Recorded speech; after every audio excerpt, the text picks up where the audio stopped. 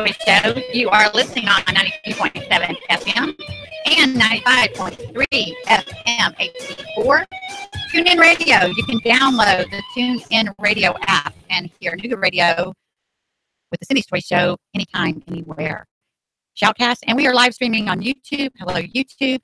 And live streaming on Facebook as well. Thanks for joining us on Facebook. And I am Cindy. And it is Cindy's choice to make a positive impact in our community. It's my absolute passion to support community initiatives. I love using this platform to do that with a special focus on community collaboration. I have a wonderful guest here today who also has a passion for community collaboration and understands the importance of relationships in the community. And joining me today is Chattanooga Police Chief David Roddy. Hi there, Police Chief. How are you? I'm doing well. Thank you for having me. Thank you so much for being here. I've been so excited about this show and sharing more with you. We've already had some great conversations, and I love the collaboration that we're finding in part of creating some community collaboration. And first, I want to take just a moment for a shout out to our wonderful sponsor. And Police Chief Roddy knows a little bit about our sponsor. You like chicken salad chick, don't you? We get down there as much as we can. It's awesome. And I'm so proud of Josh Patton. He's a major contributor to the community. And not only do they have a location downtown and on Gun Barrel, but they've just opened a brand new location at Erlanger Mall. They're being very well received down there. What I personally love about Chicken Salad Chick is it's a very, very healthy alternative. The classic Carol recipe is 0 carbs, 0 sugar, 0 gluten. I kid you not. It tastes really good, and it's really good for you. And there's a variety, 12 different recipes of chicken salad chick, along with BLTs and pimento cheese and spicy pimento cheese, and just something for everyone. Check them out at chickensaladchickchattanooga.com. Chicken Salad Chick, Chattanooga.com, a great catering option. And I do want to promote, if you want to call into the show, you can call 423-800-8949, 800-8949. But now I'm ready to jump in with Chief Roddy. First of all, congratulations on your new position as Police Chief of Chattanooga. Thank you. And let's first, you said you're born and raised here, right? Yes. And just give me just a quick bio on your history here, how long you've been with the police department, and so kind of what led you to this position. I will. As you said, born and raised Chattanooga. Spent the first part of my days out in Hickson, and then moved over into the Brainerd, East Brainerd area. Went to Bestie Shepherd Elementary, the original one that burned down, not the one that they have now. Moved on and graduated from Tyner High School. And after high school, got a scholarship and went to Middle Tennessee State University. Okay. And stayed there for approximately 4 years. I mean, I graduated exactly in 4, maybe a little extra time to learn. And as soon as I graduated from there, came back, started with the Chattanooga Police Department, and I've been here ever since. So what led you to police work? What? Always had a sense of just wanting to help, seeing something that I didn't think was right, and working to find a way either through my direct actions or through helping others to make it right, to make it a healthier experience or a healthier option. Yes. And started in college in pre-law. Oh, wow. Went to my first couple semesters in that.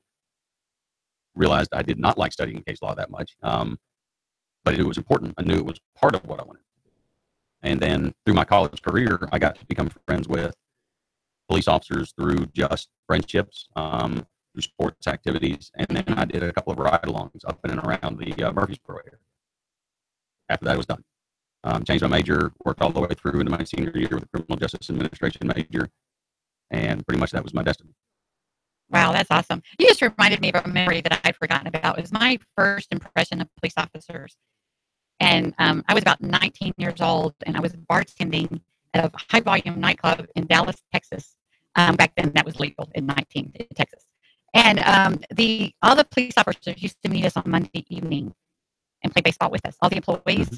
And we had so much fun. Of course, they whooped us bad every time, but we never had so much fun getting whipped and at a sports activity like that. And I remember then appreciating that outreach. And our department has has had a department softball team for many years of my career. We played a lot of local businesses and establishments through those years. I think that is an awesome outreach and a wonderful way to connect with the community. But Chief Roddy, I share a bit of my story here on my platform with Cindy's Choice, and I have a question for you that I just want to jump right in with and just dig in there, because some of my listeners know I was raised in a very dysfunctional environment, an extremely narcissistic single parent to the point of sociopath, and that's a serious mental illness. But the difference in a narcissist and a sociopath is a sociopath.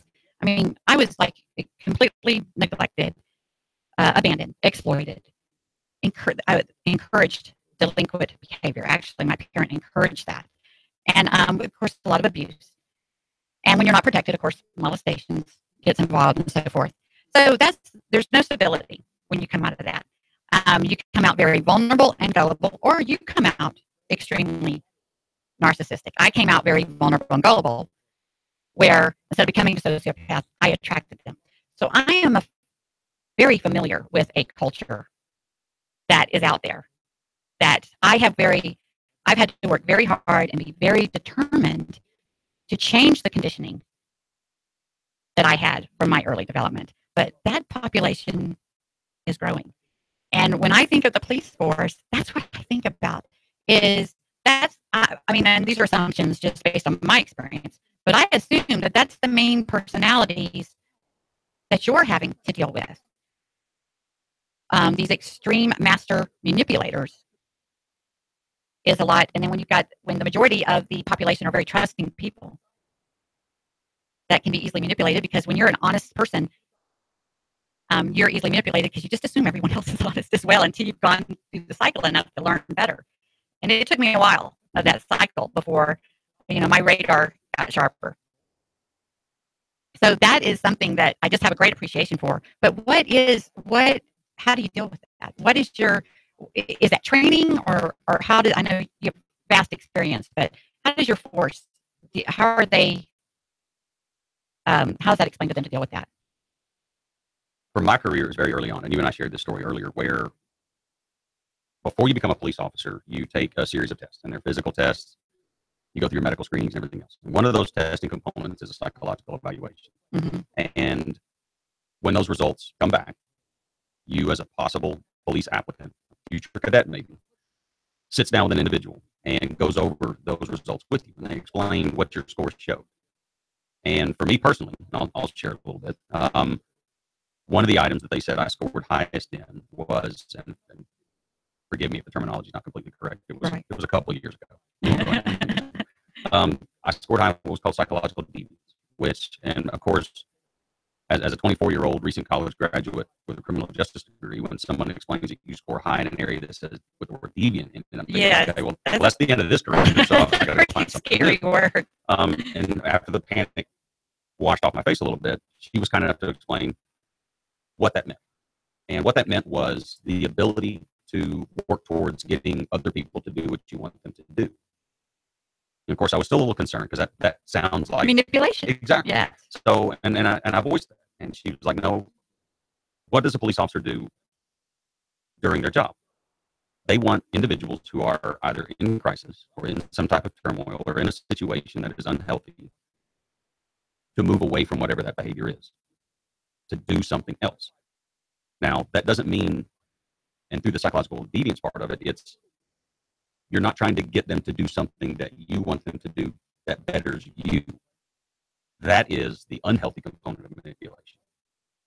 But if you, as a parent, you manipulate your children, don't touch that. It's going to burn you. You're not just trying to protect them. So that's where, as you branch this out into being a police officer, it's understanding the ability to move people in a healthier, safer, lawful direction. It's kind of like something that's always been uncomfortable for me. It's kind of like the closer in a sales process. I've never been comfortable closing. I'm comfortable up front. I like the prospecting, the getting my foot in the door, the earning the trust, the presenting. But it's always felt like manipulation to me to walk them through a process to close the deal. I've never been comfortable with that, but that's not my gift. My gift is up front with the getting of the attention, the earning the trust, and partnering with that strong closer. That's what and I didn't recognize that before when we were talking about that, but it's like you need the strong closers because you're trying to close that deal. You need a resolution. Yeah, exactly. And even the individuals that are voluntarily in that process, that's what the end result that they're aiming towards. So in law enforcement, the end result is for us to be able to move a situation into a healthier, better place. So as you were talking about, how do we deal with when we see the unhealthy side, the manipulative side? Yes. Or where you prey upon another. That is where what some of us, through the testing and through the application process, and just by what the career seems to draw into itself, individuals that want to be able to change a person's trajectory for the good. Then we capitalize on those strengths by putting them in very deliberate training sessions. So it's either if an individual is moving in a violent, heated situation, then our desire is to move them away from that. So we capitalize that need by getting into de-escalation training, teaching individuals how to resolve conflict, how to defuse things, how to bring individuals' temperaments down. So we learn how to do that type of training. And that's just one example. So that's just a component of our training that lends itself into moving an individual's behavior into a better place. Yes. And I just thought of another example that I can relate to because, again, here I was a bartender at a high-volume nightclub at 19. Well, I quickly moved into management. And, in that atmosphere, even in your upscale, we had like full dining type nightclubs. It was very upscale. But even when there's alcohol involved, and in some cases there's a lot of testosterone, there still was an issue with fighting. And normally if there seemed to be something to start to happen in the corner of the room, guess who they sent over there? They sent the female. Because if there was already things escalating, there was enough testosterone getting flared up. So a lot of times, all I had to do is walk up and be like, "Hey guys, what's going on?" And everything would settle down. There was only one time when I got there a little too late, and felt a fist go so close by my face to hit the other guy that I felt it on the hairs of my face and thought, "I don't think I should do this anymore." It worked really good for a while, but that one close call taught me, no, we got to find another way to de-escalate these things because, but it did work. It was smart to de-escalate. You were doing on-the-job training for de-escalation is what you were learning as you went. Yes. But that's exactly right. As you've sent an individual in there to make the violence not happen. Right, because it just changed the whole focus. If you added another male, they were already in fight mode, and it just would increase the intensity. But that is that is always a thought of mine. Is I just I love honoring heroes and helpers because I have seen that side, and I do see these just to me that seem like unsurmountable challenges with trying to help people that don't want to be helped or that are intentionally trying to take advantage of people that do want to help. So I just want to, I appreciate you guys and the challenges that you have out there. And that leads me to another kind of issue that is heavy on my heart because I've shared with you and I've shared with many of my listeners about my homeless experience here in Chattanooga. I actually lived on the streets for 3 months. And the purpose of that being health issues and not having a healthy network of support. And so that's now what I'm doing. I'm creating healthy networks of support. So, because I understand and can appreciate how people get in that situation. And that's another big focus for the city because what a lot of people don't realize, it's not just about that person being homeless. That population is growing and that affects our whole city, our whole economy, our safety. It affects, it's vast, all the effects it has. So I loved how when I've heard you speak before, you were big on relationships. So if you will speak a little bit to that about how these things are going to be addressed in your... You used a very important word when you talked about that, was you set up a system. There is no one single solution because there is no one single cause. And that's a lot of the conversation, a lot of the focus of the conversations we're starting now.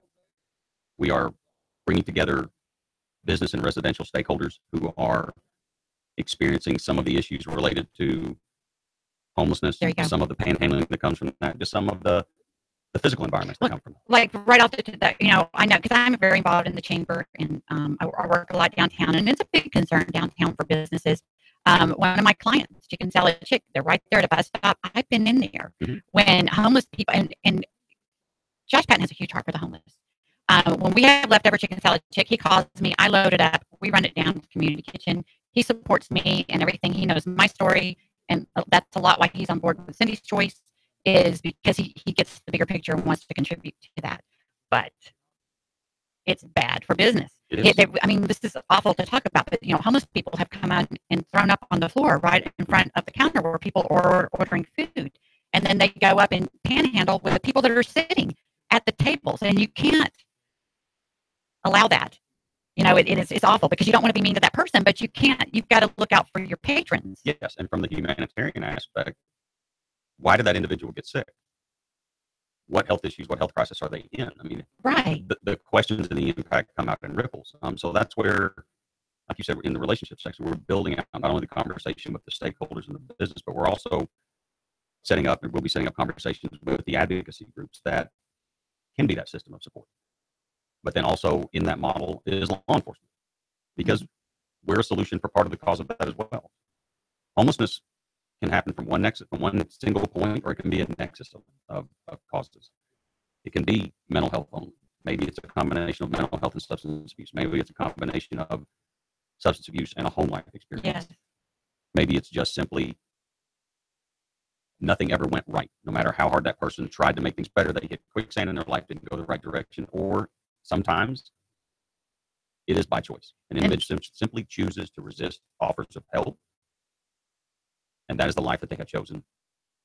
Exactly. And there's something now I can relate to, because like I shared with you, I've helped with many homeless ministries from Texas. I worked in the inner city of Houston, Texas, for goodness sakes, feeding, helping the homeless. I worked with the homeless center where we found people that could go and get help from that homeless center. But what I discovered I always tell people I didn't go homeless on purpose, but there was great purpose in it, because there is a sense of freedom. You have no responsibilities. All you have to think about every day is, where am I going to find food? Where I got to find something to eat. I got to find some place to get cleaned up, and I got to find some place to sleep. Mm-hmm. That is your whole thought. And I remember I was so blessed because I did have I had my bike on my truck when all this happened, and I was able to once I was brave enough to go to the community kitchen and get my strength back up, I was at least able to bike around. And there was one day a few months ago, I was crossing the bridge, and this little sense of missing that freedom came across me. And I thought, because this was a raw experience. It wasn't anything I would ever want to, deal with again. But and I can understand how that can be tricky when you're out there. If you have to face the day-to-day responsibilities of life, for some people, that's just a simpler existence. And then there's the whole something I've never recognized to the degree that I did through this experience 2 years ago, was the intentional criminal aspect there of people that choose that lifestyle because they can prey on other homeless people. Yes. And they can get by. And that was just, that awakening to, oh my goodness, really, really was shocking to me. But I love that you're recognizing and addressing, it's not, a lot of people think everyone chooses to be there, or everyone's mentally ill, and I'm a perfect example of, it's a whole mishmash of reasons that people end up that way. And it's important to recognize too, there's a lot of homeless people that aren't literally on the streets. They're kind of living a gypsy lifestyle. They're from couch to couch, and they're on the verge. And if we can help them before they're on the street, it's a lot easier than once you get all the way there and have to fight your way back. Yes, and that oftentimes that help comes because those individuals become uncomfortable.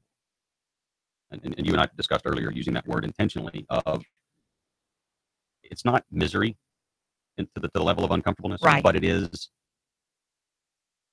every meal can't come every single time. If an individual is fed every day, they're warm every day, they're managing to get through, their life cycle is not going to change. There's the only reason things get better is because something's become uncomfortable. It's enabling. Exactly. And that's something I recognize, because there's a lot of well-meaning people, and because I refer to you, because there are a lot of Band-Aids out there. And you said the handing out the meals, the handing out the jackets, that's great. But I recognize from being there that I could get all the help I needed at the community kitchen. I could get 2 meals a day. I could apply for food stamps. They even would help you with your feet. They have nursing students come in and take care of your feet and provide socks. There were showers there. Everything at the free healthcare right across the street. So there's got to be, and that's why I'm big on collaboration. If all these people that are so eager to help and want to help with this Band-Aid in their way that they see, if they would collaborate with these other helpers, we could take it a step farther and really help these people get to the next step. The spirit of support and advocacy that is in Chattanooga, I don't think is like any other city that I have ever been to. It is amazing. And the network, the all-encompassing network of advocacy groups in Chattanooga is of a volume I don't see anywhere else either. It's getting as many of those together in a concerted plan to where the relationships are established, the need is identified, the cause is identified, and then who comes to bear on whatever that is for that group of individuals that needs that specific help from either one or two or multiple entities.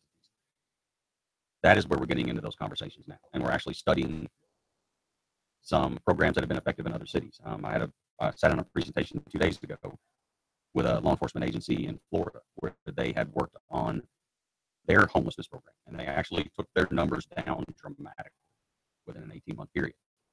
But it was a collaborative effort. It was not just the police department doing it. It was done through one of their homeless bed providers. It was done through the Salvation Army. It was done through other advocacy groups in their area. So we learned a lot through the conversation with that police chief, and we're looking to see how maybe some of their points of their project can be implemented in Chattanooga as we go through these conversations. Wow, that's awesome. The thing there, we are just so right for change right now because I had Councilman Ledford on the show a couple of weeks ago. And, we have one of our most diverse councils ever. And they all get along and they all like each other. And that doesn't mean they don't disagree and that they're not all voting the same. But with that kind of atmosphere, it got me excited because I'm like, that's what we need. We need to be able to kind of disagree, but come together and come to some ways we can agree and move forward. I'm on a lot of committees, on a lot of boards, and there's a whole lot of planning, a whole lot of talk. And I get frustrated really quick because I'm a doer. I want to do something. So that's what I'm doing now. But that it seems to be kind of we got a new police chief, we got a new council. Things are really getting stirred up for change. They are. And you're really infusing a lot of confidence and encouragement in the city. There's a lot of excitement about what you're doing. Police Chief Roddy has been making the rounds, meeting as much of the community as possible. And we're going to talk about that some more on the second half of the show. We're about down to 20 seconds now. So I just want to remind you, you are listening to the Cindy's Story Show on 92.7 FM and 95.3 FM HD4. I know that our Ooltewah listeners can catch it on 95.3 FM HD4. Tune in radio, download that app, and you can catch the Cindy's Story Show and Nooga Radio anytime, anywhere, any place. Shoutcast, YouTube, and Facebook. Y'all hang with us.